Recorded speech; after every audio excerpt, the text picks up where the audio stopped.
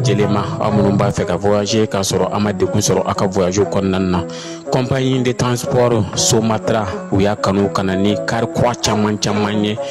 Kari minnu dilanna norme kɔnɔna na aw ka lafiya kama. A suspension wo, a climatisation, a siège wo, n'i ye kari jɔlen ye foyi tɛ jigin i kɔnɔ, i bɛ se ka don a kɔnɔna na cogo min na. Somatra e ka kari, Somatra ne ka kari, Somatra anw ka kari. O hukumu kɔnɔna na kari ninnu bɛ sira ta don ko don. Bamako, Segu, San, Moti, Kucala, ka taa se Sikaso ma, Keɲeba, Kita. O ma ɲina Yoro di Sahel maaw kɔ ka taa se Kolokani, Jijeni fo ka taa se Bɛnma ma.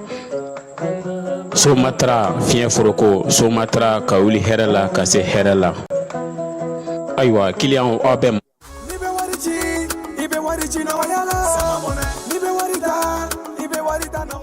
Sama mɔnɛ bi maliyɛnw jɔrɔna ko n'u hamina ko dɔn. O de la sama mɔnɛ ma fɛn fara a ka wari cili musakaw kan. Wa a ka nɔgɔn ni Mali wari ci siraw bɛɛ ye.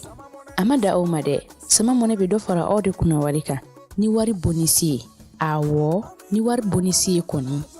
Aw ka sanni kɛ ni sama mɔnɛ application ye. Aw bɛ wari sɔrɔ aw ka compte bonisi la. Ka daminɛ crédit la, abonnement télé, fo ka taa se courant ni ji sarali ma, aw bɛ bonisi sɔrɔ nin bɛɛ la. N'a ka bonisi buguna dɔrɔn, aw bɛ se k'a yɛlɛma aw ka sama mɔnɛ compte la ka sanni wɛrɛ kɛ n'a ye. Walima ka taa wari jɛ bɔ an ka lasigiden dɔ fɛ yen. Aw ye mɔnɛ bɔ aw yɛrɛ la, a k'a si filɛ sisan ni sama mɔnɛ application téléchargeli ye Play Store walima App Store kan ka sɔrɔ k'aw tɔgɔ sɛbɛn. Ni sama mɔnɛ ye, aw de kunna wari bɛ augmenter. Sama mɔnɛ, i yɛrɛ ta. Awɔ, i yɛrɛ ta ni i yɛrɛ ta ye. Ye kari ye tubabukalo ale tile 16 marisi an bɛ ale la san 2025 dɔgɔkun kɔnɔ ko o kibaruyaw an b'o o kɛnɛ kan bi ka bɛɛ fo ka bɛɛ waleɲuman dɔn. Bamananw ko ko dugubila ka fisa laada wuli ye. Keba Jalo k'i fo min ye Falaye Keyita. Bi an y'a fɔ a ɲɛna cogo min na kunun sa ani Ibu Si an n'ale bɛna ɲɔgɔn sɔrɔ. Ibu yɛrɛ sera kɛnɛ kan ka ban. Ibu i ni wula. Wula Kasim. I nana an ka wele jaabi a diyara n ye kosɛbɛ. An kun famana dɔɔni. C'est vrai. Non, c'est vrai. Ne yɛrɛ b'i fo weleli la. Parce que ka Kasim ka plateau sɔrɔ siɲɛ kelen kalo kɔnɔna na o ye fɛnba de ye. Hali o don o dɔ y'a fɔ n ye. Bannikɛyɔrɔ dɔ la cɛ dɔ ko n ma ko depuis n'i ye Kasim ka plateau kan n y'a dɔn k'i ye mɔgɔ ɲɛnɛma ye. Ko Kasim tɛ mɔgɔ lankolon ta. Ala k'a bɛɛ ɲɛ ka d'a ma. Merci beaucoup. Buwa Falaye, an tɛ taa Sikaso fɔlɔ. Ko pomme de terre a ko kɛlen don kataba 4 ye. Sikasokaw fɛ yen ntɛnɛn tɛmɛnen sanba nana ka pomme de terre tiɲɛ dugu caman na. Kunun ko tuguni k'a dugu jɛ bila pomme de terre olu forow tiɲɛna tuguni. An ka Sikasokaw lamɛn yan'an ka dɔ fara a kuma kan. N balima maliyɛnw jamana ɲɛmɔgɔw a ɲɛbara n bɛɛ ji le an ka lɛra a filɛ ji an ka ɲina an ka pomme de terre ko bɛɛ ban Kulusandugu Zanadugu k'a daminɛ Samɔgɔsoni Janso ni Finabugu Jela a bɛɛ n'i ye komi sɔgɔn ni komi kuma Kulusandugu yɛrɛ t'ale juguyara kɔ tiɲɛ yɛrɛ la nin juru bɛ sa cogo di sa cogo tɛ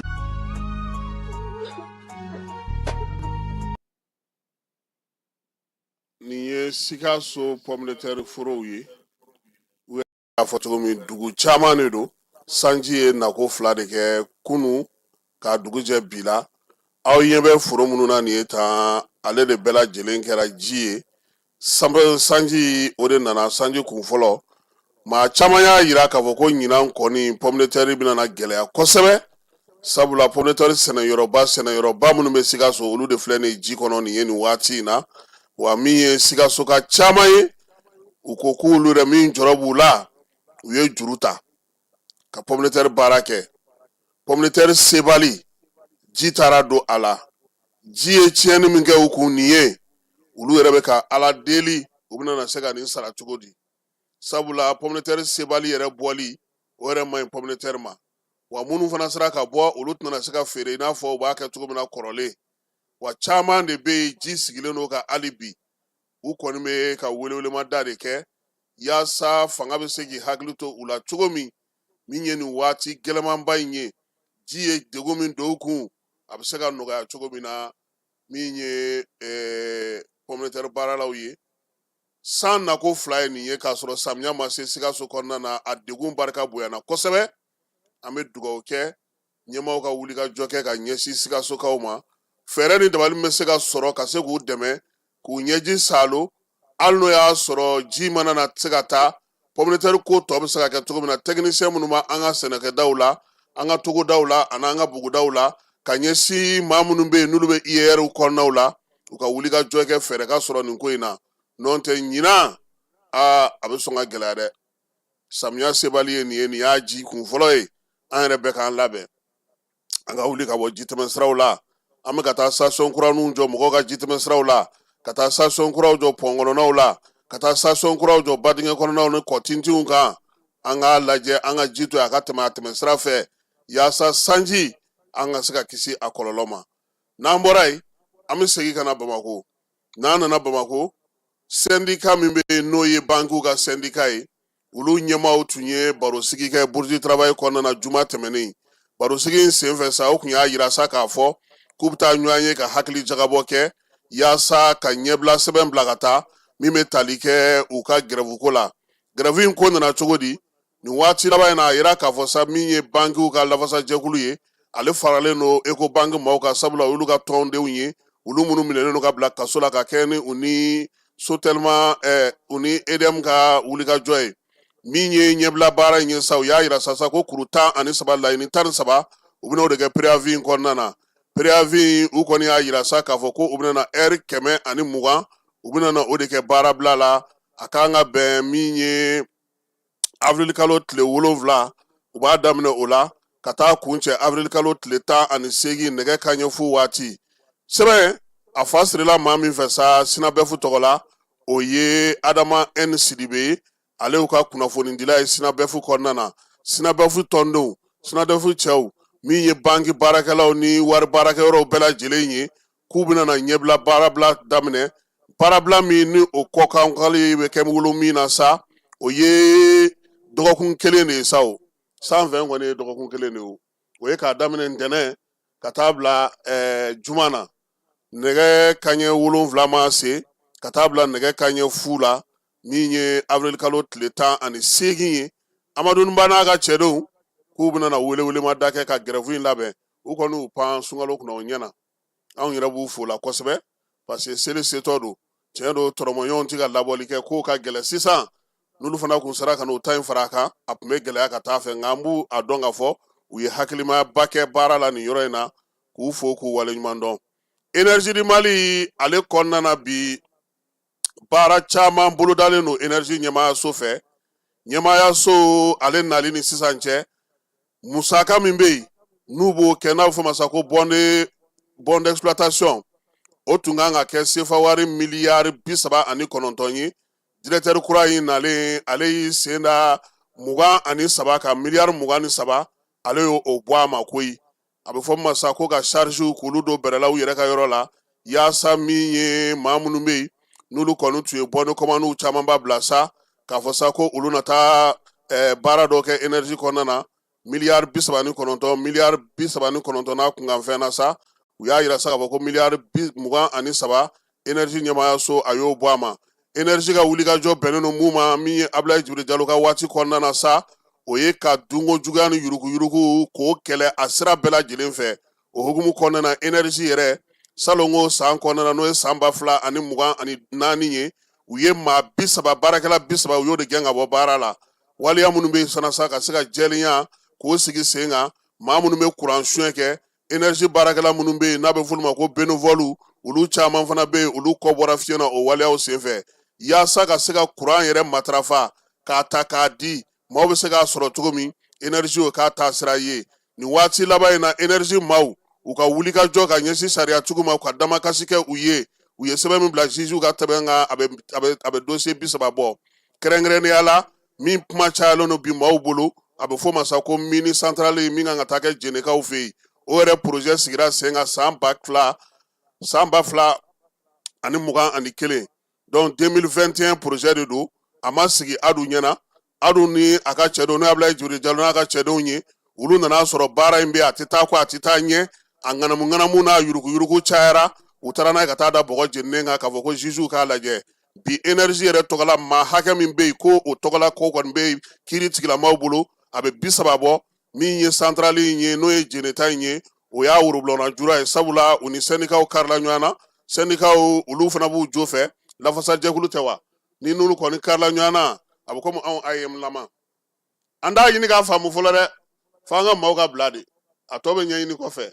oser lutter c'est oser vaincre SYNABEF b'a jo fɛ EDM fana b'a jo fɛ siiri tigilamaw an b'an sigi k'olu de ka jaabi kɔnɔ nka bɛɛ ka to kiiri kɔfɛ o de fana cɛ ka ɲi jamana bɛ basigi o de la n'an bɔra yen Falaye an balo k'a la an k'a lamɛn an bɛ sɔrɔ ka na kuma a kan. Moi, je ne suis pas quelqu'un qui change, je suis quelqu'un qui a une relation constante et permanente. Je garde toujours mes amis, je ne change pas de camp. Moi, je suis toujours dans ma ligne.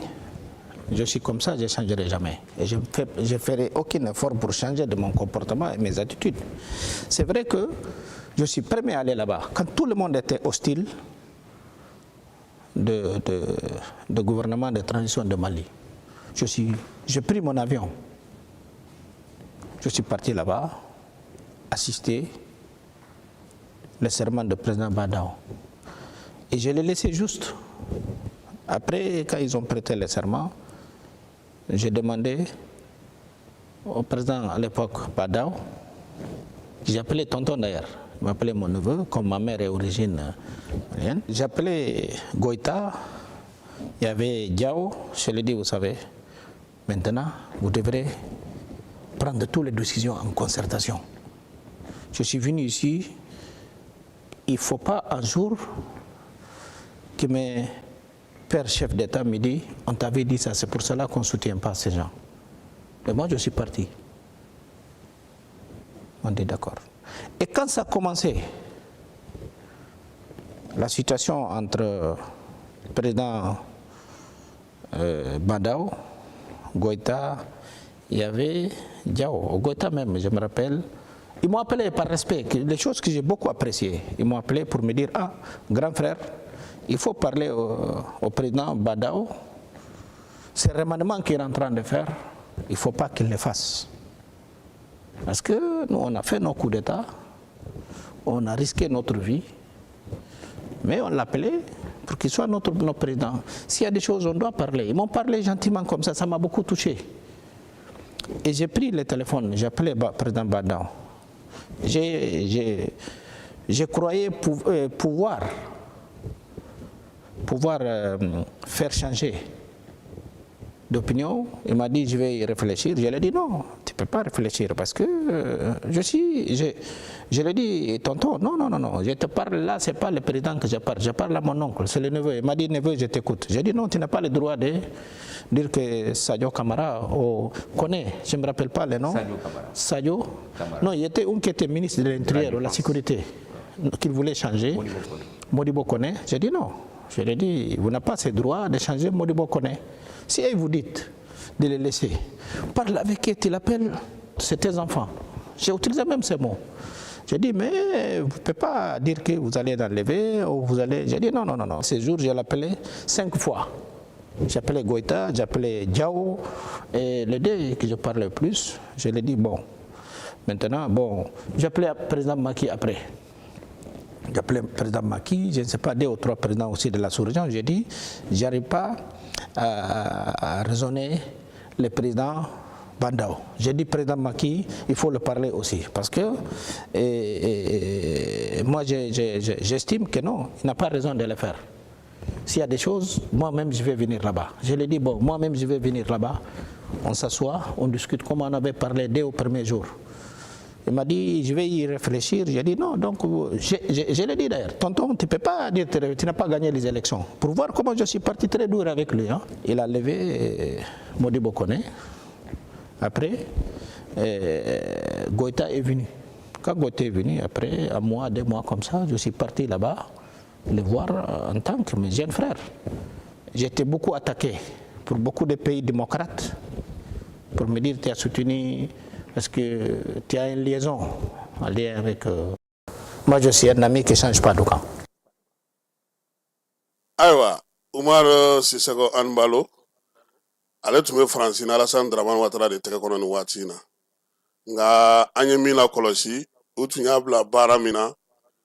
yaasa a ka se ka to a ka fanga la CEDEAO kɔnɔna na nin waati laban in na furukufuruku caman de bɛ yen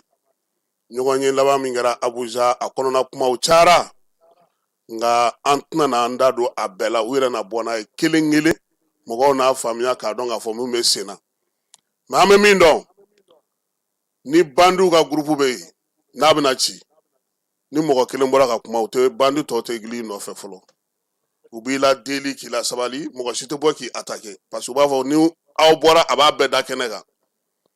n'o tɛ CEDEAO délégation gɛnna maa ma kuma mɛn a y'a fɔ k'a tɛ mɔgɔ ka kuma lamɛn a b'a ka baara kɛ cogo min na mɔgɔ ma kuma nka nin waati laban in na an b'a dɔn fana k'a fɔ a surunyana kosɛbɛ Irisi la a ye tagaliw kɛ yen a ye layiduw di yen a ye fɛnw fana kɛ yen wa min ye Macron ye a tun y'a fɔ ɲɛna ko Asimi ninnu ye an lamɛnbaaw ka hakɛ to k'olu y'ale ka denmisɛnninw de ye k'ale bɛ se k'olu latilen wagati min ka d'a n'a ye min fɔ k'u b'a kɛ nka a nana ye k'a fɔ wa Asimi t'a ka telefɔni ta parce que Asimi ninnu fana bɛ fɛn caman kalama ko ninnu kɛcogo la kunnafoni di ta nasira fɛ a y'i arabati Sadio Jawo kan Jawo fana ye kuma tiɲɛ fɔ a ɲɛna nka cɛ anw bɛ maa fɛ mɔgɔ min tilenni i ye président wele a m'i ta kun min na parce que président ye président de ye ko bɛ ko la ale tɛ se ka olu f'i ɲɛna mɛ anw ka sira ye sira tilennen de n'i bɛ fɛ ka tilennen kɛ i n'an bɛ baara kɛ ni ne tɛ k'a kɛ a banna a y'o munumunu bɛɛ kɛ sisan ka ban CEDEAO t'a arrange tuguni donc a bɛ fɛ ka sira minnu ta o siraw b'a bolo Ibu an na tila ka don nin kuma in kɔnɔ yanni baabu kuncɛli cɛ k'a yira mɔgɔw la k'a fɔ ko min ye hali communication na e yɛrɛ bɔra atelier de communication la a ka cible Africable o kan ka yira mɔgɔ la a mago bɛ fɛn mun na ni wagati fana na narakaw fɛ yen kalo in tile 12 min ye gɛnɛjɛkaw ye wolomasiri tabaw ye wulikajɔ teliman kɛ yen wulikajɔ teliman min kɛra dugudenw sago ye kosɛbɛ sabula bamanciwale n'u ka wale kɛba maa 10 olu tun b'a fɛ ka taa kari forobamugu la yen nka armée kɔnna olu ma u n'u ka motow bɛɛ lajɛlen ka u bɛɛ lajɛlen kɔni bɔ baara la pewu waleyaw yi a y'a to sa min ye wolomasiri tabaw ye u ka se ka se sɔrɔ bamanciwale kɛbaw kan minnu fana tun ye duuru don fiɲɛ na u y'olu bɛɛ lajɛlen ɲini ka se ka olu bɛɛ lajɛlen bɔ baara la pewu n'an bɔra yen an bɛna an ka minisiri min bɛ jamana maliyɛn minnu bɛ kɔ kan olu ka ko hukumu kɔnɔna na ale ye communiqué kɛ sa ka ɲɛfɔli kɛ maliyɛnw ka minisiri min bɛ yen ni ale bɛ Mali ni jamana wɛrɛ maliyɛn minnu bɛ kɔ kan olu ka minisiri n'o ye Musa Agatayɛri ye k'a b'a da bɛɛ lajɛlen tulo kan nin waati laban in na min ye bɔlɔlɔ siraw kan ani kunnafonidi gafew ni kunnafonidi sow la Mali ni Moritani cɛ ko k'a kuma a bɛ ka caya kosɛbɛ maliyɛnw bolo kabini mars kalo tile 2 ko waleya in kɛlen olu bɔra kalama u sera ka wulikajɔ ni cɛsiri kɛ ka taa Gogi maa minnu bɛ yen n'olu gɛnna ka bɔ Moritani ka na u ye wulikajɔ kɛ ka ɲɛsin olu ma kɛrɛnkɛrɛnnenya la délégué général bɛ yen n'o bɛ maliden minnu bɛ kɔ kan olu ka ko kunna sa musaka yɛrɛ dir'u ma ani minɛnw yaasa maa minnu nana u bɛ se ka ta ba la cogo min na u nalen k'u kunbɛn ka ɲɛ Mali ni Moritani ni ɲɔgɔn cɛ bi tɛ an bɛ sigi la minisiri ka communiqué y'o yira balimaya ni sinjiya ni teriya sira min bɛ an jamana fila in ni ɲɔgɔn cɛ ale bolo o ka to sen na yaasa bɛn ni kelenya ka sinsin an ni ɲɔgɔn cɛ sabula anw ka ca Moritani cogo min Moritaniw fana caman baden olu fana bɛ anw fɛ yan ten cogo la maliyɛn minnu bɛ kɔ kan sa olu ka ko hukumu kɔnɔna na a ko k'a b'a ɲini sa maaw fɛ maaw ka hakilina kɛ kelen ye olu bɛ wuli ka jɔ la yaasa min ye basigi ni lafiya u bɛ se ka na cogo min an kana sɔn ka bi jugu olu ka jan kɔnɔna na nin waati in na kuma tɛ waleya minnu bɛ ka tɛmɛ bɔlɔlɔ siraw ni kibaruya di sɛbɛn dɔw fɛ olu kana na ni gɛlɛya ye ani Moritani cɛ minisiri Musa Agatayɛri k'a bɛ bɛɛ lajɛlen wele u k'u sinsin k'u hakili to a la k'a fɔ ko maliyɛn fɛn fɛn bɛ fan o fan olu lakanani u lakɔlɔsili ani k'u bila u ka hakɛw kɔnɔ o ye ale ka baara ye a b'a ɲini bɛɛ lajɛlen fɛ fana maaw ka faamuyali kɛ k'a yira k'a fɔ ko maliden fɛn fɛn bɛ kɔ kan kɛrɛnkɛrɛnnen la min ye jamanakuntigi Asimi ye a ye laɲini k'u fɛ u ka gouvernement ka taabolo min na n'o ye feuille de route ye 7 a bɛ tali kɛ o la sa min ye maliden minnu bɛ kɔ kan olu bɛ se ka lakɔlɔsi cogo min na k'u bila u ka hakɛw kɔnɔna na o y'ale ka baara ye wa minnu bɛ Moritani Musa Agatayɛri ka bataki kɔnɔ a ko k'olu bɛ ka ta ba la i n'a fɔ jamanakuntigi ye a laɲini cogo min na o hukumu de kɔnɔna na sa ale yɛrɛ taara Moritanikaw fɛ yen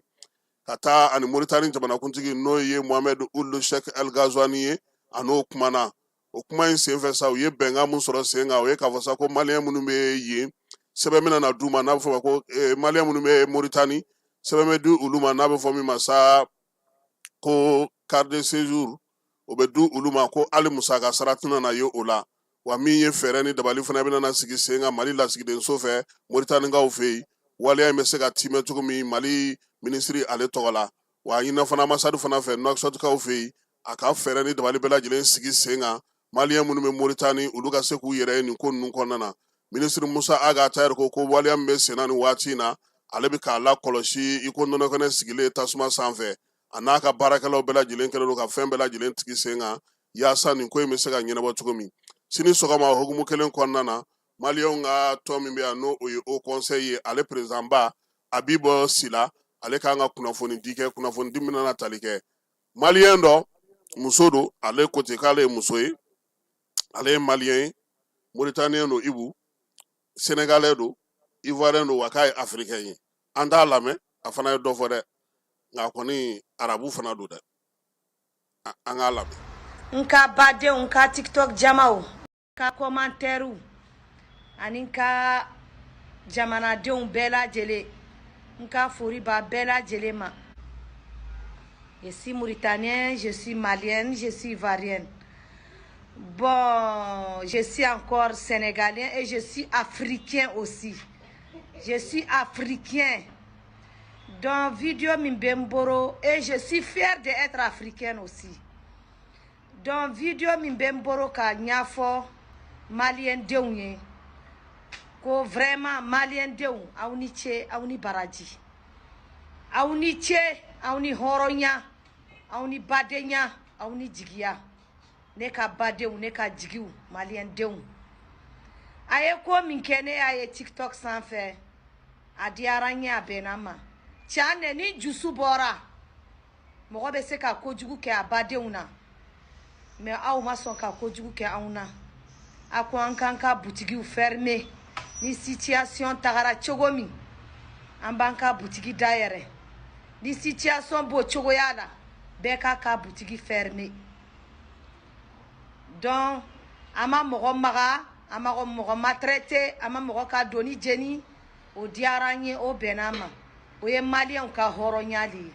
anw bɛ maliyɛnw lɔn maliyɛnw ye hɔrɔnw de ye hɔrɔn ma tɛmɛ maliyɛn kan danbɛtigiya ma tɛmɛ maliyɛn denw kan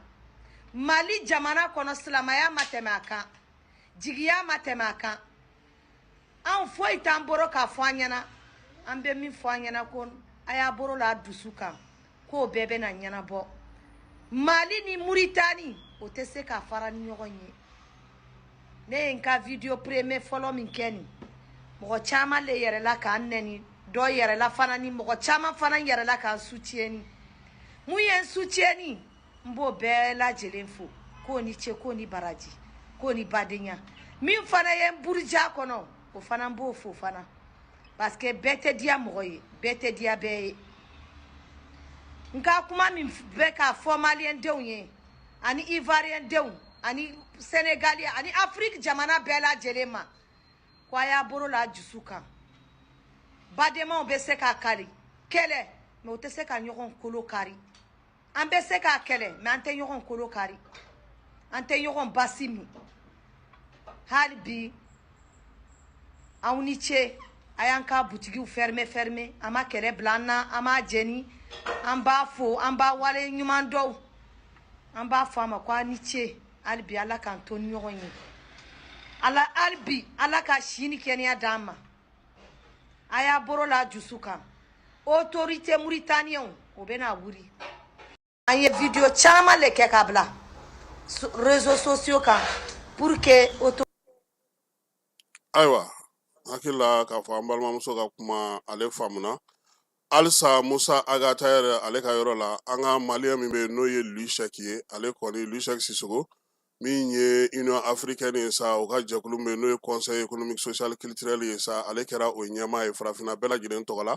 a nana ka na bonyamasegi kɛ Mali ɲɛmaw ye u ye dɛmɛli min kɛ a ye a ka se ka jɔyɔrɔ sɔrɔ Luis Sissoco an b'a yira sa k'a fɔ denmisɛnnin jɛkulu tɔ min tun bɛ yen n'a bɛ fɔ ma ko Open Mali ale de y'o sigi sen kan ka kɛ o ɲɛmaa ye sigi waati fo nin waati in na sa min ye Luis Sissoco ye maa min don fana denmisɛnninw ka tɔn fɛn b'an bolo ani wulikajɔ fɛn b'an bolo a y'a cɛsiri a bɛɛ lajɛlen na min ye Open sigili ni sisan cɛ sa an bɛ se k'a fɔ a bɛ san damadɔ bɔ a yɛrɛ ye cɛsiri kɛ sa min ye denmisɛnw bɛ se ka dɛmɛ cogo min na u ka se ka kalanko bɛ se ka nɔgɔya cogo min na ale kɔni bi bi in na Union Africaine u ka bolofara min bɛ ale de ye o ɲɛmaa ye VOA a yirala k'a fɔ sa ale kɔni kumakan datugura sabula Donald Trump n'a ka maaw y'a yira sa k'a fɔ ko ka baara ko k'o jɔ san 80 ani san 3 VOA ye o de kɛ a bɛ baara la farafinna diɲɛ fantan ani 4 bɛɛ lajɛlen fɛ nin dɔgɔkun in na sa kabini jumadon ɲɛmaaw kɔni tun ye sɛbɛn bila sa k'a fɔ ko ka baarakɛyɔrɔ in ko k'a datugu fɔlɔ cɛsiri ni jateminɛw bɛna kɛ maa 1700 kunnafonidila o de bɛ baara kɛ kan 48 VOA bɛ baara kɛ o de la jɛkulu min don sa ani kunnafonidi jɛkulu min don a fanga ka bon kosɛbɛ farafinna sabula farafinna kanw caman bɛ yen bamanankanw ni hausakanw ka taa se yorubakaw ni fɛnw ma ani ka taa se fulakaw ma a bɛ kunnafoni di nin bɛɛ lajɛlen na ka bɔ Washington kaw fɛ yen nka min ye diɲɛ fantan 4 bɛɛ lajɛlen fɛ fana a ka kibaruyaw bɛ taa yen Amerikaw ka ɲɛmaaw de kɔni y'a yira sa k'a fɔ ko ka maa bɛɛ lajɛlen bila congé la fɔlɔ ko yanni waati cɛ waati min na n'u ka ɲɛmaaw olu bɛna faamuyali kɛ an yɛrɛ fɛ yan fana Radio Mali fana bɛ degun kɔnɔna na nin waati in na ORTM Gawokaw fɛ yen u y'a yira k'a fɔ ko yɔrɔ kɔni kɛcogo man ɲi kosɛbɛ min ye Gawo gouverneur ye ale taara ɲɛda yɔrɔ kan Bamakɔ yan fana ORTM maa minnu bɛ sɛgɛnna fiɲɛbɔ la n'o ye retraité ye olu fana ko k'u bɛ wuli ka jɔ la u ye da bɛɛ lajɛlen gosi u bɛ se ka bila u ka hakɛw kɔnɔna na cogo min na a bɛ san caman bɔ sa olu kɔni bɛ ka wuli ka jɔ kɛ tɔrɔmɔɲɔ in dɔ kun dir'u ma a la nka halisa a tɔ kɔni ɲɛ tɛ ka sɔrɔ a la yɔrɔ o yɔrɔ n'u taara yen a bɛ f'u ɲɛna k'u ka u hakili sigi ko ɲɛ bɛ ka ɲini a ko la yaasa a bɛ se ka sara cogo min na musaka ko k'a ka gɛlɛ baarakɛla ninnu n'o ye caméraman ye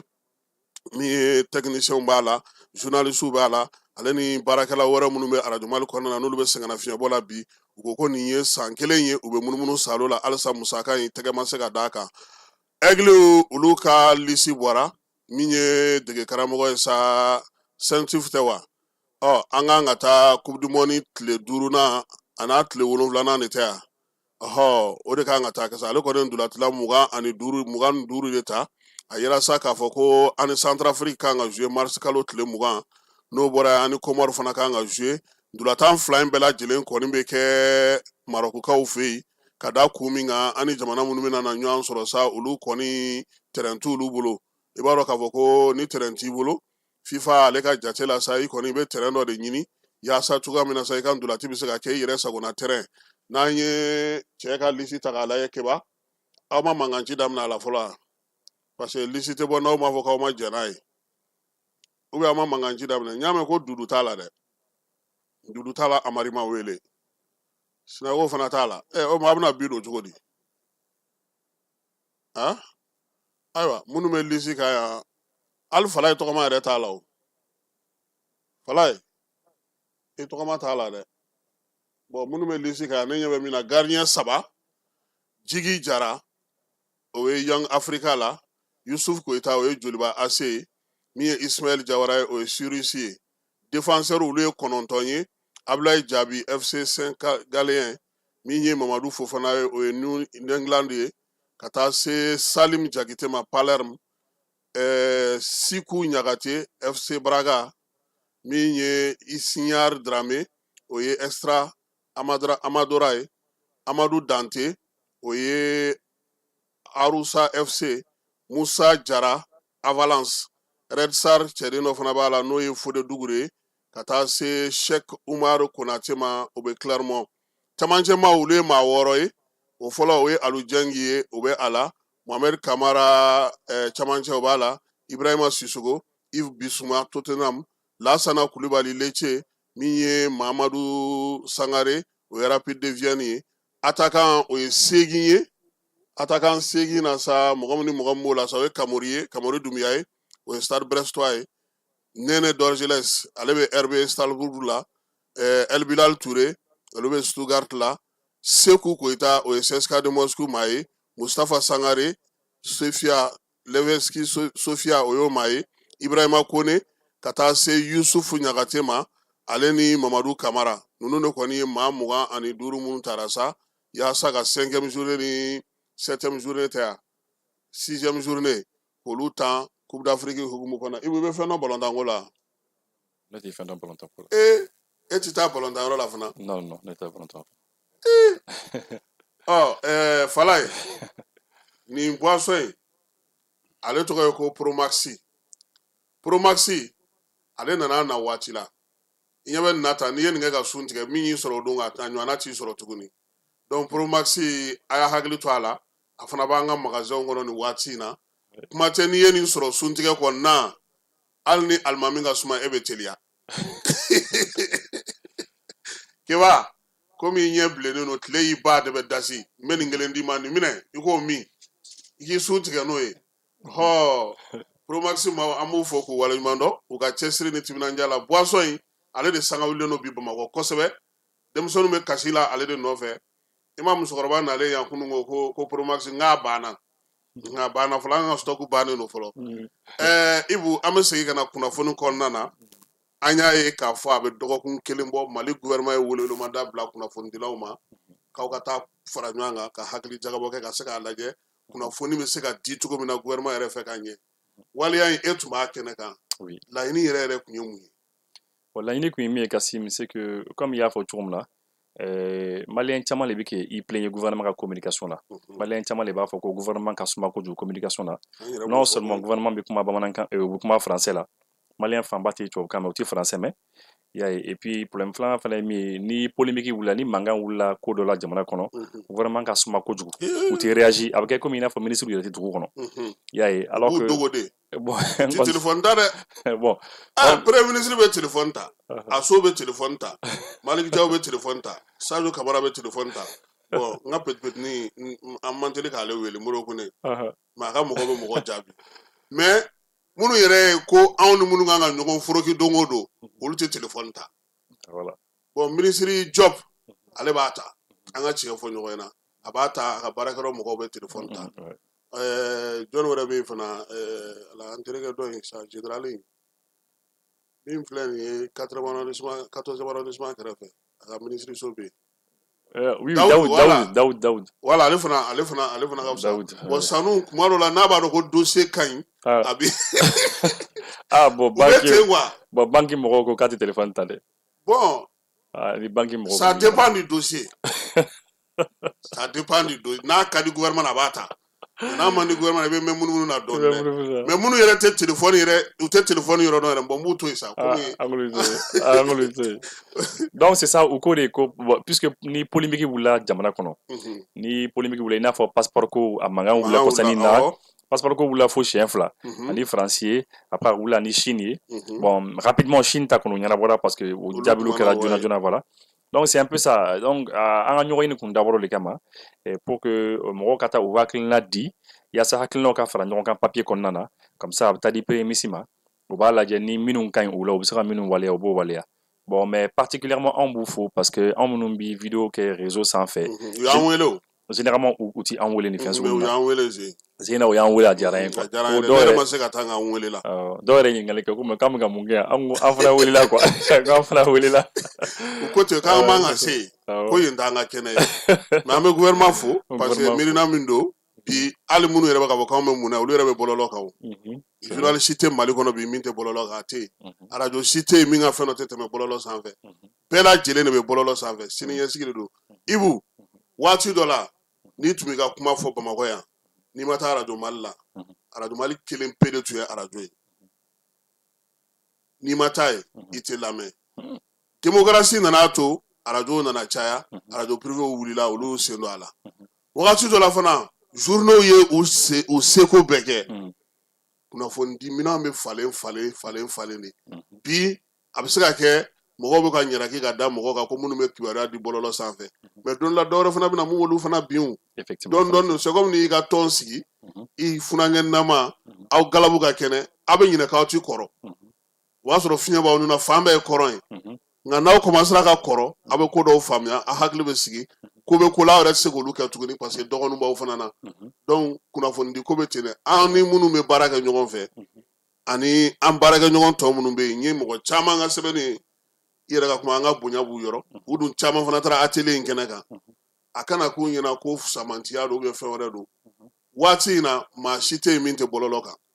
mɔgɔw ka kow kɛcogo de tɛ kelen ye dɔ bɛ sɛbɛnni kɛ dɔ bɛ foto ta dɔw yɛrɛ bɛ olu ta ye ɲɔgɔnlɔn ni fɛnw ye nka an bɛɛ lajɛlen bɛ ɲɔgɔn sɔrɔ yen maliyɛnw de b'an fara ka bɔ ɲɔgɔn na n'i tɛ se ka fɛn kɛ i tɛ se ka fɛn kɛ i tɛ lamɛn o i yɛrɛ b'a dabila o mɛ nin wagati in na an yɛrɛ kana o kɛ ta k'o kɛ kɛlɛ an ni ɲɔgɔn cɛ fo min bɛna na an yɛrɛ mangoya ɲɔgɔn ye bɛɛ k'a ka baara kɛ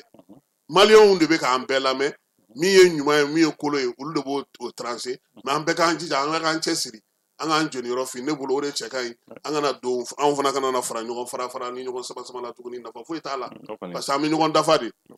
a journaliste caman bɛ yen n'u ka sɛbɛnni kɛ u b'anw yɛrɛ wele karisa n'i sera ka nin ta an ye bi a bɛ diya an ye n'an bɛ ɲɔgɔn dafa anw fana bɛ fɛn dɔw fana sɔrɔ an fana b'o d'olu fana ma karisa n'i fana sera ka nin don i fɛ yen bi ne fana ka karisa mana nin o bɛ diya ye donc an bɛ baara kɛ ten an bɛ ɲɔgɔn dafa telew bɛ ten arajow bɛ ten fɛnw bɛ ten mais laɲini jumɛn kɛra aw fɛ baara in bannen aw ka bɛnkan kɛra mun ye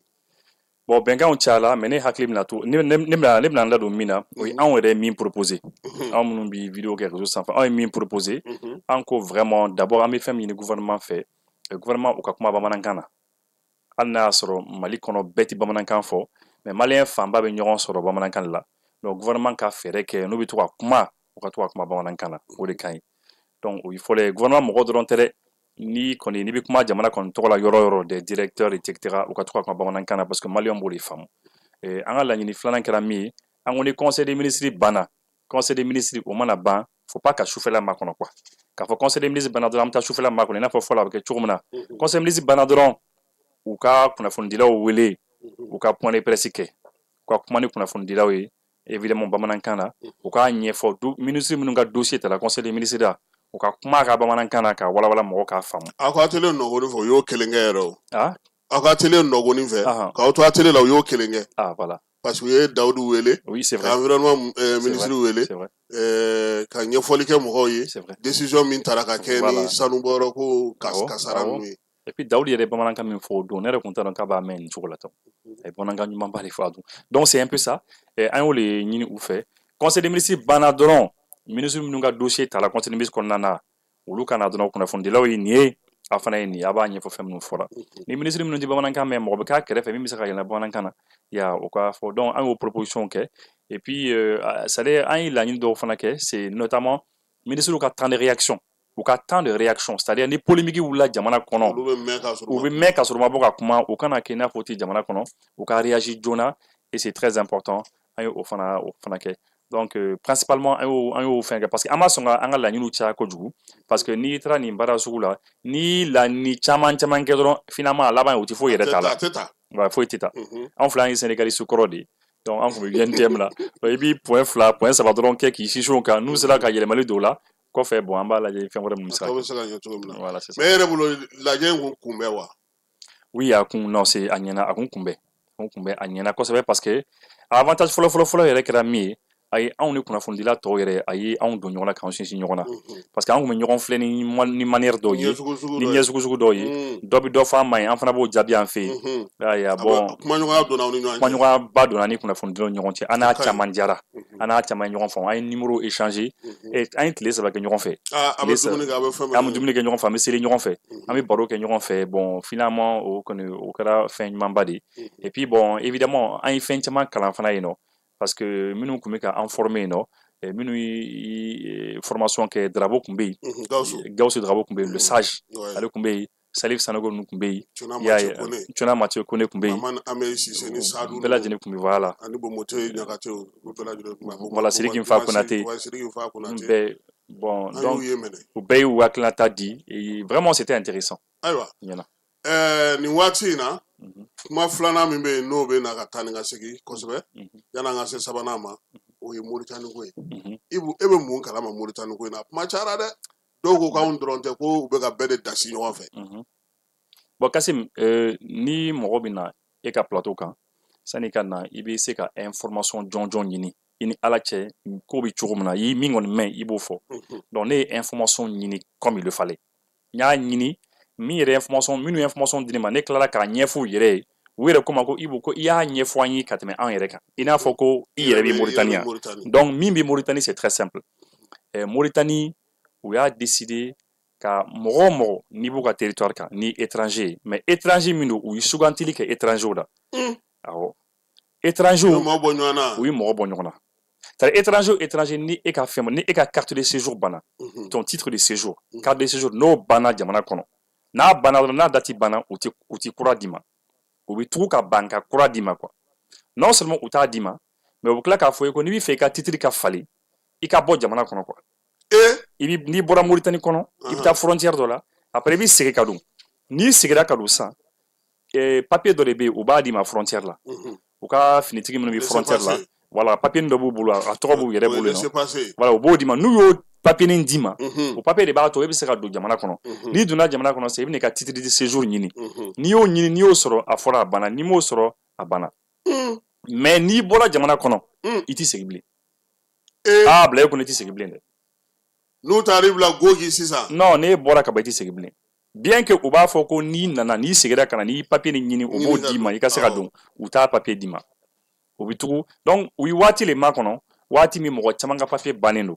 donc ni mɔgɔ ka papier bannen don sisan u b'a fɔ ko bon e ka titre banna titre kura tɛ di e ma f'i ka bɔ jamana kɔnɔ u bɛ k'o de fɔ i y'a ye bon e bɛ t'o ɲini e hakilila bɛ tigɛ b'a fɔ k'e bɛ t'o ɲini voilà mais i bɛ minnu bɛ ka taa cɛw ka baarakɛyɔrɔ la fanga la don u bɛ ka taa minnu cɛ fanga la voilà bon o y'o mɔgɔ caman de parce que hali sisan ne natɔla yan a bɛ heure 2 bɔ cɛ ne ni min kun kumana téléphone na a ko ko ale ka mɔgɔ damadɔni bɛ yen mɔgɔ 4 mɔgɔ 5 u nana u bɛɛ cɛ ka taa n'u ye u bɛɛ cɛ ale ka chantier la ka taa n'u ye ka o kuma kelen fɔ parce que u ka papier bannen don y'a ye bon maintenant min y'a ɲɛfɔ n ye a ko n ma ko dɔw ka titre u bɛ dɔw ka titre la kurakuraya k'a sɔrɔ u ma bouger ka taa yɔrɔ si o ye minnu wari bɛ minnu ye parce que titre ko n'i b'a falen c'est à peu près les 30 000 ouguiya 30 000 ouguiya k'a bɛ taa 50 000 francs CFA la y'a bon maintenant ni e parce que dɔw b'a kɛ affaire ye ni 50 000 di dɔw ma 100 000 200 000 ni wariba di dɔw ma dɔrɔn u ka finitigi dɔw bɛ yen minnu bɛ taa titre dilan ka na d'i ma voilà i seginni bon mais dɔw fana bɛ yen u b'a di dɔw fana ma position min na n'u bɔra jamana kɔnɔ o ni finitigi dɔw de bɛ bɔ jamana kɔnɔ ɲɔgɔn fɛ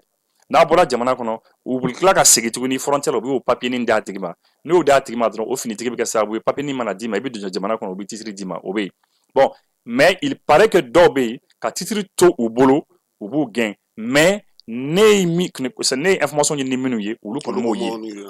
ye u ɲɛna ko titre b'i bolo ko u y'i gɛn voilà donc c'est comme ça mais maintenant u bɛ ka minnu gɛn fana u bɛ ka minnu gɛn ce sont étrangers minnu de don français tɛ parce que ni français ka titre banna u t'olu gɛn u tɛ ban ka titre kura d'u ma ni italien ka titre banna u tɛ ban ka d'u ma ni espagnol ou bien ni américain ka titre banna u ka titre banna non olu tɛ tigɛ k'olu b'a dɛmɛ u b'a la kurakuraya de k'a di olu ma mais minnu bɛ Afrique sous le Sahara jukɔrɔ like maliyɛnw guinéens sénégalais ivoiriens voilà an fɛn o fɛn kɔni ye duguma Cameroun fɛn o fɛn kɔni ye farafinw kɔni ye ko parce que u b'a fɔ de ko e bɛna profiter de ka essayer ka tɛmɛ u ka territoire kan ka essayer ka taa Espagne. Bon, une européenne wari du coup ko kunbɛli de kɛ. Voilà, on me fait au fana fɔ effectivement. Donc déjà après ce problème là de titre de séjour, u bɛ ka ni le kɛ mɔgɔ la actuellement. Bon maintenant Union européenne ye wari ba le d'u ma. U ye wari ba le d'u ma à peu près ça va presque dans les 150 milliards de francs CFA. A bɛ sɔn ka taa o la ya pour que u ka fɛɛrɛ bɛɛ lajɛlen kɛ mɔgɔ kana se ka tɛmɛ Mauritanie fɛ ka taa Espagne ka Europe tɔ sɔrɔ. U ye ko bɛɛ lajɛlen kɛ donc u y'o wari minɛ Mauritanie président kumana kan u bɛɛ lajɛlen kumana kan o wari kɔni b'u bolo donc globalement Mauritanie problème ye nin de actuellement et puis u bɛ k'a kɛ étranger ninnu bɛɛ lajɛlen na. mais an bɛ se ka mun kɛ sisan an ka ministre ye a fɔ ko séjour renouvelé bɛ se ka kɛ ka i to ka dugukolo kan k'u ko bɛ anw ta kɛ fu tiɲɛ na est ce que u bɛ se ka kɛ. bon u kɔni tɛ ka titre di mɔgɔ ma u tɛ k'a di mɔgɔ ma comme n y'a fɔ an ye bɔra ka min fɔ u b'a fɔ de k'u bɛna titre d'i ma mais u t'a di ya u ye makɔnɔni de kɛ titre banna parce que u b'i bɛlɛn de o e ka titre banna sisan ne nana u b'a dɔn k'e ka titre banna o ne nana sisan k'i bɛna falen dɔrɔn non e ka titre banna donc e ka bɔ donc c'est incroyable bon maintenant ministre bɛ se ka min kɛ ne kɔni bolo autorité bɛ se ka min kɛ la moindre des choses ne kɔni bolo ka avion ta ka taa Mauritanie ka avion ta ka taa Mauritanie ka taa kuma n'u ye peut-être ministre fila ɲɔgɔn ka taa kuma n'u ye c'est à dire hali n'u ma se ka nɔbɔ ko la au moins population b'a fɔ tiɲɛ na an ka ministre fila taara u fɛ yen et puis bon ka taa kuma n'u ye. comme Sénégal fana ko dɔgɔkun nata ale ka député fila kan ka taa commission dɔ kan ka taa yen pour que ka taa ko ɲɛɲini a ko bɛ cogo min na k'a dɔn k'a fɔ min yɛrɛ bɛ sen na kɛrɛnkɛrɛnnenya la ka se ka na fɛn fɔ u ka jamanadenw ye a ko kan. c'est ça et puis Kassim c'est important an k'a fɔ mɔgɔw ye k'a fɔ Mauritanie dɔrɔn tɛ nin kɛ Tunisie b'a kɛ Libye b'a kɛ Algérie b'a kɛ Maroc b'a kɛ hali Niger kun b'a kɛ Allez, Niger, Kumbake. Parce que jama kun bɛ ca u fɛ yen. Lorsque le président Abdraman Chani nana, ale de y'a décret annulé. Ale y'a décret annulé. Ale jara musaka kɔ. Ale jara kɔ. Parce que Mohamed Bazoum kun y'a signé. Niger, ou kun bɛ mɔgɔw lajɔ non. Non, mais Kassim fɛn min de don, ale Bama, ale Mali kɔnɔ yan. Nous kun bɛ se ka anw fana négocier. U b'a fɔ ko minnu, u kun bɛna fɔ ko minnu bɛ bɔ Côte d'Ivoire ni dugumala ninnu na ka yɛlɛ. U b'a fɔ k'an k'u lajɔ. Ya Niger kun b'a kɛ, mais le général Abdraman Chani, ale y'a décret dɔ, a y'a décret annulé ko mɔgɔw ka tɛmɛ ko problème foyi tɛ. Ayiwa. Ya donc c'est un peu ça. An bɛ taa taxation na Ibu. Ale kɔni ye an ka saraba ye bi. Ka kɛ ni ko n'a cogo ye. A kuma cayara. Dɔw k'u b'a fɛ, dɔw k'u t'a fɛ. Bɛɛ lajɛlen y'i fɛla fɔ. Hakilina yira kɔni kɔnɔna bonya kɔnɔna anw yɛrɛ bolo o tɛ kojugu ye. Parce que diɲɛlatigɛ ko o ko mana kɛ, n b'a fɛ n t'a fɛ o tɛ kojugu ye. An ka se ka ɲɔgɔn faamuya malidenya la, ka ko to ɲɔgɔn ta la, ka bɛn, ka se ka nin waati in latɛmɛ. Waati min na mɔgɔ bɛna na hakili sɔrɔ ka se k'a faamuya. Nka a man ka kɛ an yɛrɛ ka bɔ n'an yɛrɛ ye tuguni, k'an yɛrɛ da lɛfɛ kɔnɔ, k'an yɛrɛ lajaba, k'an yɛrɛ lebu, k'an yɛrɛ ka ɲɔgɔn nɛni, ka don ɲɔgɔn kɔ an bolo, olu tɛ ko ye mun ka ɲi kosɛbɛ. Hakili ka kɛ ka baara kɛ pour que nin ko in gouvernement yɛrɛ bɛ se ka tɔnɔ sɔrɔ a la cogo min. Maa caman y'a jira k'a fɔ ko nin fana na ko gouvernement ka kibaruya dicogo man ɲɛ. E miirina ye mun ye o la? Bon, Kassim, ne yɛrɛ bolo gouvernement ka communication ne t'a fɔ k'a ma ɲɛ quoi. N t'a fɔ k'a ma ɲɛ parce que u bɔra u y'a ɲɛfɔ. Mais mɔgɔw kan ka min faamu, taxation ni a nana maliyɛnw sɔrɔ, maliyɛnw divisé nin sɔrɔ. K'a fɔ ko o de y'an divisé k'an séparé o tɛ o. A nana an tilanin sɔrɔ parce que transition fanga min bɛ yen, mɔgɔ dɔw t'a fɛ. Dɔw fana b'a fɛ. Dɔw fana mago tɛ ko la quoi. Bon maintenant minnu t'a fɛ, bon olu filɛ discussion tɛ quoi. I mana taa sira o sira fɛ, transition mana fɛn o fɛn kɛ, olu b'a fɔ k'a ma ɲi. Moi, je me rappelle kɔsani na a fɔra ko ka plaque falen, mobile plaque. Mankan kɛra mobile plaque falen na. Mɔgɔw dɔw débat sigira kan k'a fɔ non anti plaque falen ni mun ko gouvernement bɛ fɛ ka mun de kɛ. A fɔra k'an ka casque don an kunna yan yɔrɔ la. Mɔgɔw ko non anti casque don na, casque ko kuma tɛ yen. C'est à dire initiative fɛn o fɛn mana na, a fɔra ko ka péage sara tous les jours tile o tile. Fɔlɔ péage i bɛ tɛmɛ ko kelen dɔrɔn kɛ. Mais a fɔra ko ka péage i tɛmɛ o tɛmɛ i b'a sara. Mankan kɛra la. Mais mankan ma bonya ka degré sɔrɔ. C'est à dire initiative fɛn o fɛn mana na, minnu t'a fɛ, ko bɛ minnu ni transition cɛ, olu bɛ bɔ ka kuma k'u ta fɔ. Donc c'est ça aussi la démocratie, c'est ça aussi la vie. Diɲɛ fana bɛ ten, i tɛ se ka kɛ mɔgɔ fɛ. Bon minnu fana b'u fɛ, hali transition ye fɛn kɛ n'a ma ɲɛ, olu bɛ essayer k'a fɔ k'a ɲɛna. Donc transition, c'est-à-dire situation nana an sɔrɔ, jamanadenw yɛrɛ tilan don nin situation kan. Mais ne bɛ se ka min fɔ par rapport à la taxation, tu sais actuellement je fais face à la caméra. Hein? Mais i ka caméra kɛrɛfɛ, ne ɲɛ bɛ fɛn dɔ la, mais mɔgɔw t'o ɲɛta la. A sɛbɛn le journal dɔ kan ko qui financera la guerre au Mali? Qui financera la guerre? C'est-à-dire ni ye dɔrɔn, ni o question de poser kunna quoi. A bɛnna ni taxation ko ye quoi. Qui financera la guerre au Mali? Ni maliyɛnw ko u yɛrɛ ka guerre k'u t'a financer. Mais impôt, jamana wɛrɛ mɔgɔ minnu b'u ka impôt sara, olu de bɛna an ka guerre financer an ye. Les Français là, Français bɛ kule la don bɛɛ. Wari bɛ ka tigɛ u kun don bɛɛ. Européens fan bɛɛ b'a dɔn o sɛgɛn bɛ yen. Bon, donc o jamanadenw de ka impôt ka ta ka na di anw maliyɛnw ma an segin ka an ka guerre financer ka d'a ma. Ça peut pas aller. Donc taxation fɛn ye min ye, c'est vrai k'a diyara dɔw ye, a ma diya dɔw ye. Mais ne bɛ mɔgɔw fɛ, ne bɛ fara mɔgɔw fɛ, mɔgɔ minnu ye taxation ni laɲini kɛ a bɛ san 3 bɔ. A bɛ san 2 san 3 bɔ. Ne ka émission caman na ne y'a fɔ n ko fo an ka taa taxation na téléphone na. Pour que Mali ka se k'a ka guerre financer. Voilà. Ne y'a fɔ a mɛnna. Mais c'est vrai que mɔgɔ wɛrɛw fana y'a fɔ minnu kumakan fana bɛ mɛn ka tɛmɛ ne kan. Mɔgɔw b'a fɔ k'a bɔra olu yɔrɔ de. Mais ne b'a dɔn ko je fais partie des premières personnes mɔgɔ min nin kuma fɔ. Parce que n b'a dɔn je sais comment ça se passe. Y'a ye. Bon maintenant ne y'a fɔ mun kama. Pourquoi ne y'o fɔ? Parce que ne y'a ye jamana bɛ ka effort kɛ depuis transition daminɛna don min na. Déjà kabini su IBK kabini IBK bɛ yen kɛlɛkɛminɛ baden ka don jamana kɔnɔ. An ye kɛlɛkɛminɛ blindé ni mobili baden ka don jamana kɔnɔ. Caman sanna. Bon transition fana kɔnɔna na an ye kɛlɛkɛminɛ baden ka don jamana kɔnɔ. Mais f'i k'i yɛrɛ ɲininka a bɛ bɔ yɔrɔ jumɛn? Kɛlɛkɛminɛ min bɛ ka don a bɛ bɔ yɔrɔ jumɛn?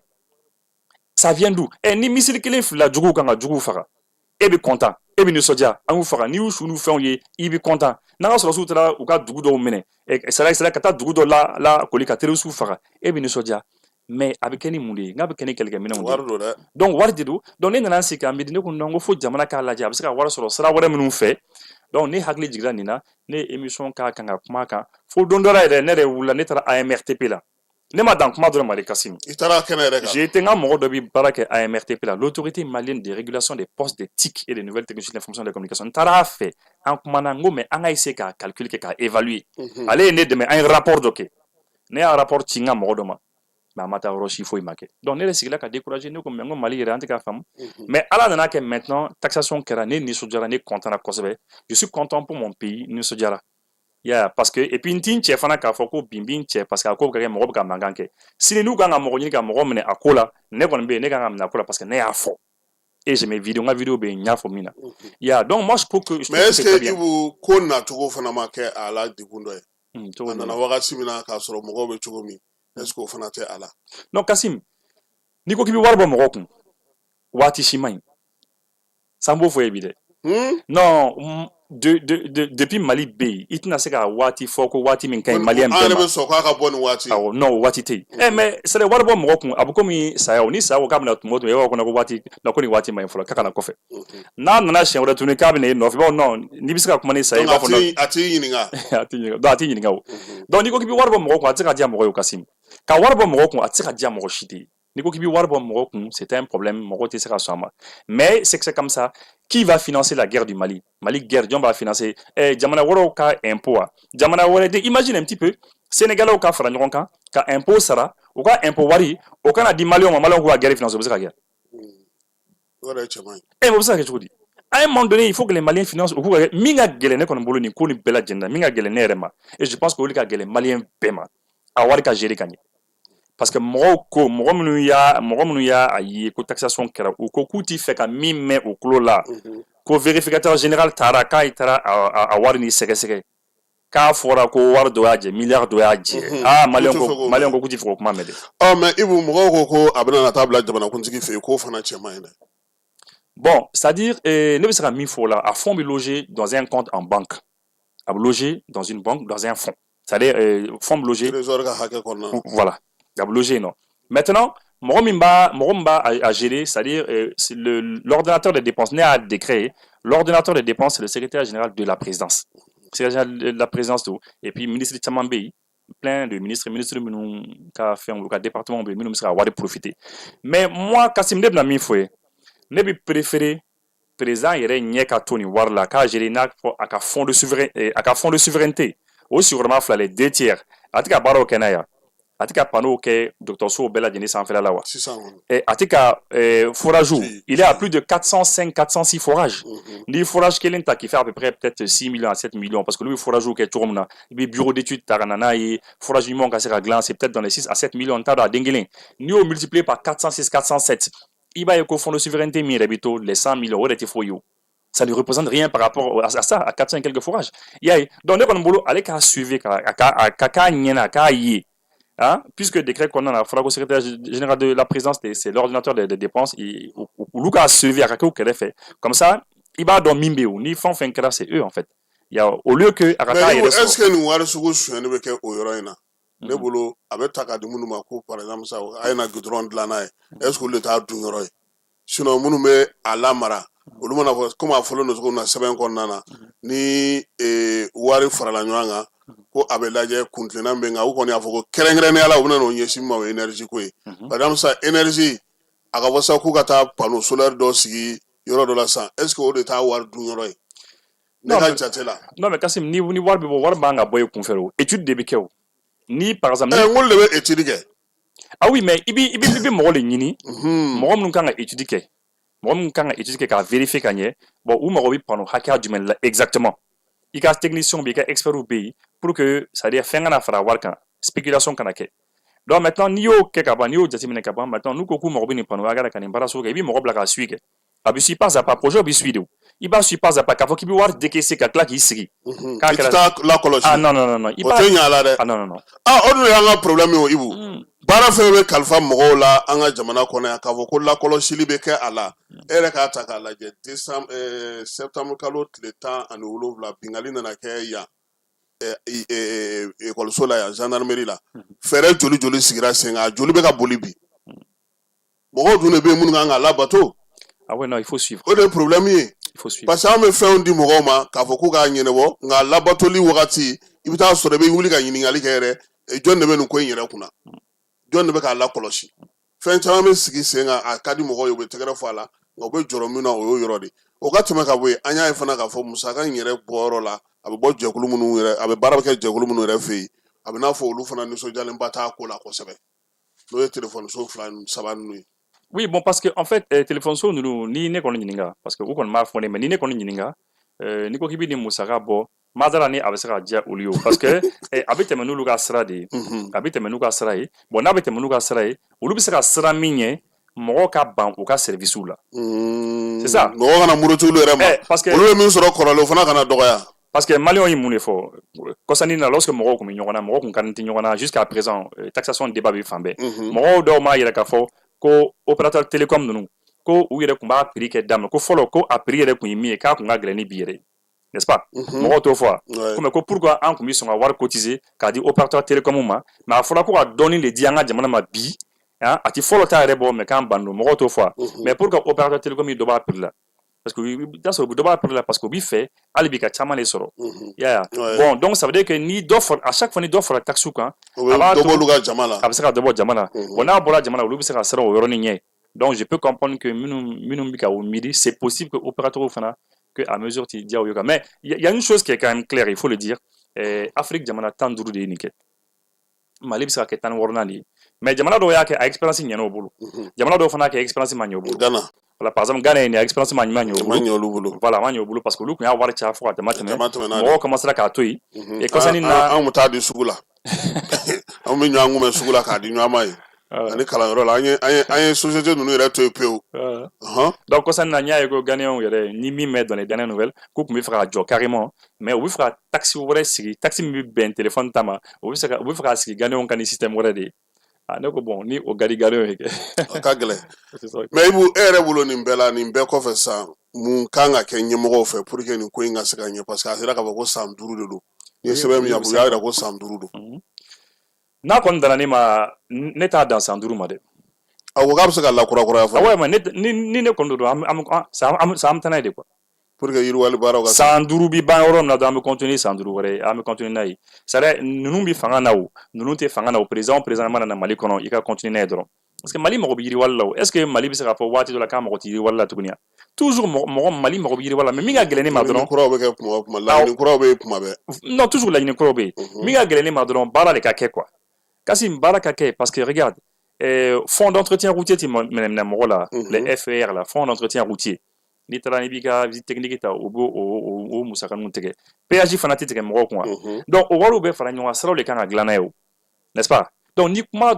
tora ka kɛ o kan k'a fɔ bon voilà maliyɛnw de temps en temps ka communiquer ni maliyɛnw k'a fɔ a bɛ to ka wari min sara en tant que fonds d'entretien routier a bɛ to ka péage wari min sara a wari in de a bɛ ka kɛ sababu ye ka nin goudron dilan a bɛ ka kɛ sababu ye ka nin carré kɔnɔna dilan donc n'o bɛ to ka fɔ mɔgɔw ye de temps en temps mɔgɔw b'a fɔ d'accord donc wari min bɛ tigɛ an kun fonds d'entretien routier la ni péage la ja a wari kɛra ka kɛ sababu ye ka nin de kɛ parce que moi je crois que nin bɛɛ ye communication de ni mɔgɔw y'a dɔn ko a wari bɛ ka don fond na hali ni gouvernement yɛrɛ ma kuma kan maliyɛn dɔw bɛ sɔrɔ minnu y'a émission ye minnu y'a communication ye minnu bɛ se ka kuma k'a fɔ non attention i bɛ k'a fɔ ko nin wari ko an m'a don yɔrɔ ye mais la dernière fois an y'a ye télévision na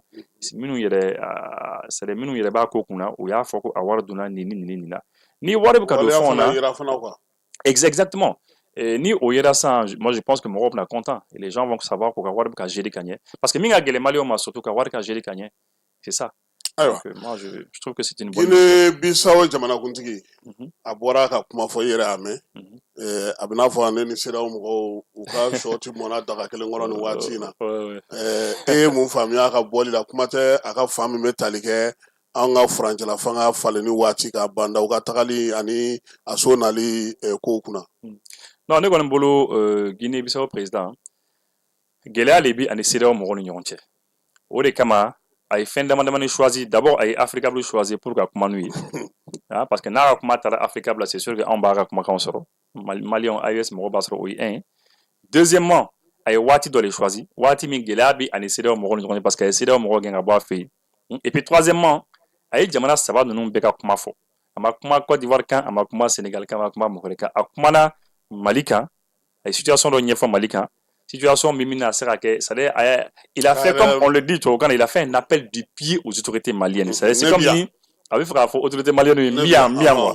a y'a kɛlɛ voilà an ma kɛlɛ ou bien bon ne y'aw kɔrɔkɛ de ye a y'a lajɛ ko o bɛ se ka kɛ cogo di ne k'ale ko mɔgɔw y'ale kɔrɔfɔ k'ale critiquer lorsque ale nana ka na don ka na an dɛmɛ bon ko a ye nin ye ko anw y'ale rejeter k'ale to yen donc a bɛ fɛ de an k'an bolo di ɲɔgɔn ma puisque a bɔra o la a taara kuma Burkina ta fana kan ya bon pour k'a essayer k'a yɛrɛ k'a fɔ ko Damibaga tali ka bɔ Burkina kɔnɔ bon ale ye rôle ba dɔ jouer o la o kɛra sababu ye ka situation apaiser bon ko u ni Abdraman Tiani le président Tiani ko u ni o kɔni ka u man jan c'est u ni o donni tɛ ɲɔgɔn na kosɛbɛ mais en un mot a kumana AES jan c'est cette communication ni communication a y'a dabɔ AES mɔgɔw de kama c'est à l'endroit de l'AES a ye n lamɛn ni AES mɔgɔw bɛ se ka ale bisimila k'a lajɛ n'an bɛ se ka diya tuguni comme ça hali ni CEDEAO mɔgɔw k'u bɛ fɛn o fɛn k'ale la o y'a sɔrɔ ale labɛn a ye taga yɔrɔ sɔrɔ a yɛrɛ la voilà o y'a sɔrɔ AES bɛ yen quoi mais Ibu nin bɛɛ bɛ ka kɛ wagati laban min na n'ale yɛrɛ bɔra Irisi la an y'a k'a fɔ a bɔra taama la Irisi la ka na bon o ko in fana kɔnɔna na i b'a dɔn k'a fɔ ko u y'u ka yɔrɔ dɔw fana labila Irisi kan ka taa baara kɛ kuma tɛ dugu jukɔrɔ nafa kow la est-ce que o sen tɛ a ko la bon en tout cas an bɛ se ka min fɔ ni c'est vrai que a bɛ taa Irisi la tuma bɛɛ a bɛ taa Irisiw fɛ yen min ne dabali ban n'a bɔra Irisi la tuma o tuma a bɛ taa Faransi fana Emmanuel Macron fɛ mais Macron tɛ ka dimi a kɔrɔ vraiment je sais pas min b'u ni ɲɔgɔn cɛ mais je sais que ni a tun bɛ diya fɛ n'an ye n'a bɛ diya fɛ n'an ye je pense que a bɛ se ka tɛmɛ ni Irisiw fana ye quoi parce que Mali AES jamanaw ni Irisiw ka di kosɛbɛ bɛɛ lajɛlen b'o dɔn n'a kumana ni Irisiw ye k'a fɔ bon vraiment gɛlɛya bɛ ale ni AES mɔgɔw ni ɲɔgɔn cɛ a bɛ se ka kɛ Irisiw bɛ se k'a fɔ bon écoute bon kuma n'u ye fɔlɔ et puis après ça an bɛ se ka rapprochement k'an ni ɲɔgɔn cɛ a ka se ka ɲɔgɔn faamu mais en tout cas bi bi in na il se sent très seul parce que a ye min kɛ CEDEAO la c'est important ka mɔgɔw hakili jigin ko a ka mandat banna février a nana en 2025 là le 27 février là a ka mandat banna mandat banna mais a ko k'ale ka mandat ma ban a ko ten dɛ k'a ma ban u y'ale bila ka taga kalikasiyɛn ko k'a sɔrɔ ale ka fanga ta waati ma se sisan o calcul bɛɛ bɛ ka k'a fɛ donc a dimi mais a ye fɛn caman fɔ CEDEAO ma dɛ Ibu a ko CEDEAO jamanakuntigi tɛ jamanakuntigi mara k'ale b'a dɔn min bɛ k'a kɔnɔna na k'u ye fɛn caman kɛ k'ale b'a kalama a dun bɛ ka bɔ n'u ye dɔɔni dɔɔni oui mais e ma aussi ma kuma parce que depuis a ye CEDEAO délégation gɛn ka bɔ a fɛ k'u ka taga bɔ yen ne yɛrɛ ye min mɛn ko n'u ma taga bɔ yen k'a bɛ misiri kelen fili u ka so gɛn bon donc depuis a y'u gɛn CEDEAO mɔgɔ si ma kuma parce que ani ni CEDEAO mɔgɔ de bɛ fɛn kɛ ɲɔgɔn fɛ bon o de bɛ siran a da ɲɛ parce que mɔgɔ min de don il est capable k'u ka secret dɔw fɔ il en est capable donc o bɛ siran u tɛ fɛn fɔ et puis u y'a to yen voilà sinon i tɛ se ka CEDEAO délégation gɛn ko CEDEAO tɛ fɛn fɔ ye voilà u communiqué fitinin dɔ kɛ dɔrɔn donc du coup je pense que bon CEDEAO fana bɛ yɔrɔ min na bi est-ce que sama-samali kura daga di CEDEAO la tuguni parce que finalement n'a nana kɛ olu bɛna kɛ sɔntigi ye non CEDEAO yɛrɛ kɛra sɔntigi ka ban saba bɔra Togo sen kelen bɛ ka a essayer k'a bɛ bɔ ni nin fana nana fara a kan bon an bɛ ka min ma fana laginɛ fana k'a ma ban pewu mɔgɔ t'a ko cogo dɔn quoi non CEDEAO sɛgɛnna CEDEAO sɛgɛnna ayiwa Ibu an ye dɔ kɛ kuma na baabu minnu tun b'an bolo hakili la maaw ye faamuyali sɔrɔ a la ni kumakuncɛ kuma min b'i bolo an ka baabu wuli non n b'i fo et puis minnu bɛ k'a lajɛ n b'u bɛɛ lajɛlen fo la ayiwa an yɛrɛ b'i fo a kana ɲinɛ Promax kɔ dɛ téléphone tɛ dɛ boisson y'a ye kiba y'o min kelen Falaye a ma fɛn d'i ma kiba ka jugu ayiwa an bɛ bi ta jɔ yan sini sɔgɔma n'Ala sɔnna ma an na ɲɔgɔn sɔrɔ nɛgɛ kaɲɛ 9 kibaruya kura minnu bɛ yen k'olu da tulo kan k'a fɔ sa sun kɔni tigɛra Ala ka sun timɛ ko ɲuman da ni silamɛ bɛɛ lajɛlen ma Ala ka sunkalo tɔ musaka nɔgɔya seli min bɛ sɛnsɛn na ka nalen Ala k'a fana nɔgɔya kosɛbɛ Ibu Si k'i yɛrɛ fɔ k'i wale ɲuman dɔn a k'an bɛn sini ni Ala sɔnna ma an ka ɲɔgɔn dɛmɛ ka binŋɛnikɛlaw ni maafalaw ni walijugu tigilamaw kɛlɛ a y'anw dɛmɛ an k'aw dɛmɛ ka binŋɛnikɛlaw ni maafalaw ni walijugu tigilamaw kɛlɛ n'a ye kunnafoni sɔrɔ binŋɛnikɛlaw ni maafalaw ni walijugu tigilamaw kan a ye nɛgɛjuru ci dɛmɛso la nɛgɛjuru sira fɛ wari tɛ sara min na 80 00 11 20 walima 80 00 11 22 walima 98 17 36 75 n ko 98 17 36 40